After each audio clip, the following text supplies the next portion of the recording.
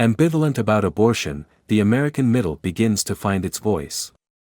In the year since the Supreme Court restored abortion policy to the status of a state's political choice, the issue that for some 50 years poisoned political discourse has actually become ameliorative.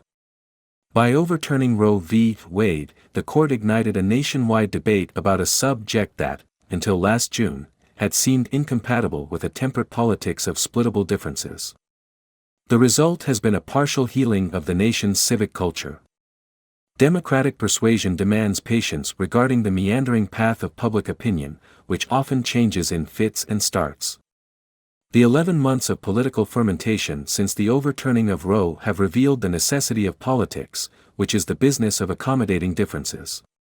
Republicans ascribed their 2022 midterm election disappointments partly to voters' misgivings about Republican aspirations to severely restrict abortion.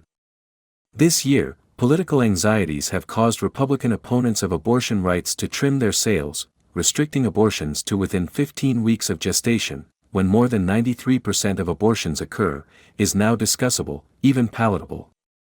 The loudest voices on both sides have been loud throughout the 5 decades when voters' voices did not matter because the judiciary rather than legislatures made abortion policy. But the loudest voices have never been the most numerous. An ambivalent majority is permanently troubled by the irresolvable tension between a woman's claim of personal autonomy and the inviolability of personhood. A life that is human begins at conception. This is a tenet not of abstruse theology but of elementary biology. This life, with a distinctive genetic imprint, will reach adulthood, absent a natural mishap or a deliberate intervention to end it. The vexing question is, when, if ever, should personhood be ascribed to that life, with legal protections enveloping it, regardless of the woman's preference? Robert Nisbet, 1913–1996, an eminent definer of 20th-century conservatism, writing a few years after Roe, supported abortion rights. The surest sign of despotism in history is the state's supersession of the family's authority over its own. But he regretted what the 1973 decision did in radicalizing crusaders for and against abortion rights, and making a middle ground difficult to define, let alone occupy. Abortion, he said, has been bathed in the pitiless glare of the apocalyptic, with some abortion rights advocates deeming abortion desirable merely as a symbol of woman's escape at last from the tyranny of family role. And some abortion opponents saying that after sperm and egg unite, any intentional termination of gestation is the moral equivalent of murder. In the year of states debates that the court ignited last June, an American majority seems to have reached apocalypse fatigue. And the majority has begun to find its voice. Many commonsensical Americans probably are visual rather than philosophical concerning abortion. They share this much of Nisbet's thinking. To refer to a fetus very early in gestation as a baby is, Nisbet said, akin referring to an acorn as an oak tree. And abortion thinking has been shaped by technology as well as by philosophy. Improved technology provides strikingly clear images of 15-week-old fetuses that look like babies. Many Americans say, draw a line near there so we can turn to other matters. Turning will be easier for some than for others.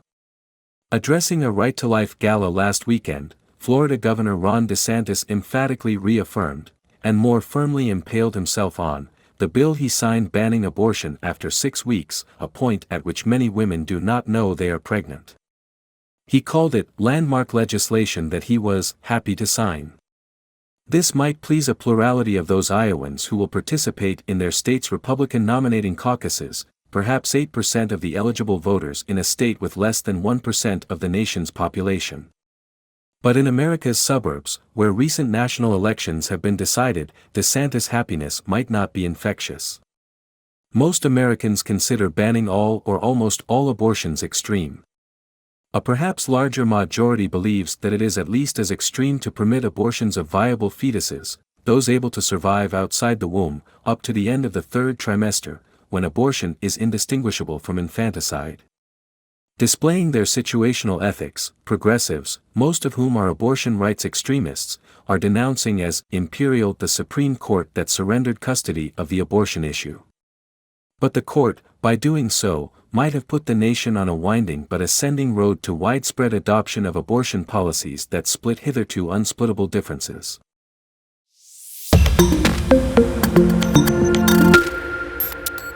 Ambivalent about abortion, the American middle begins to find its voice. In the year since the Supreme Court restored abortion policy to the status of a state's political choice, the issue that for some 50 years poisoned political discourse has actually become ameliorative. By overturning Roe v. Wade, the court ignited a nationwide debate about a subject that, until last June, had seemed incompatible with a temperate politics of splittable. Here are President Biden's debt ceiling options, ranked.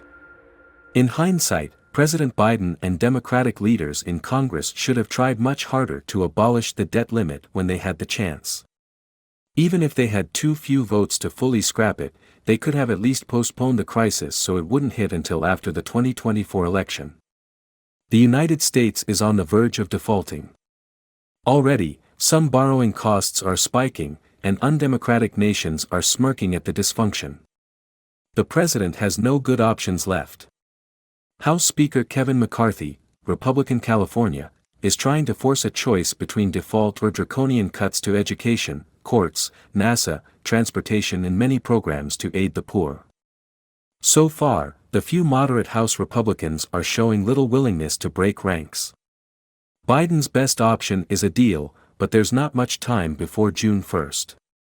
The basic framework of a compromise has been apparent for a while: a 2-year freeze on discretionary spending in exchange for lifting the debt limit through the 2024 election.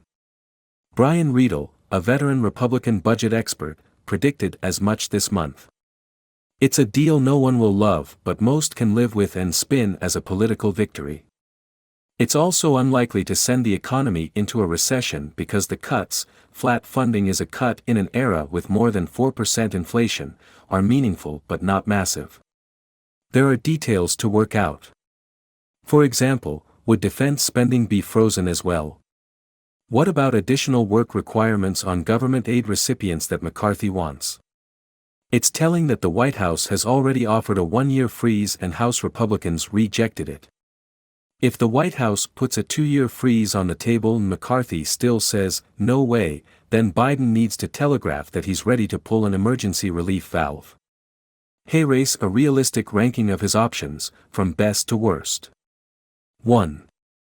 Short-term extension. Return to menu. Congress has enacted many short-term extensions to avoid default. It could do so again, but 5 House Republicans would have to join all Democrats to vote for it. This is not a given. 2. Senate vote or House discharge petition. Return to menu. The Senate has largely left this negotiation up to the White House and House Republicans. But if something close to a 2-year freeze is on the table, the Senate could vote on it to pressure Republicans. House Democrats have also lined up a discharge petition, which allows a bill to be brought to the House floor with 218 signatures. There are 213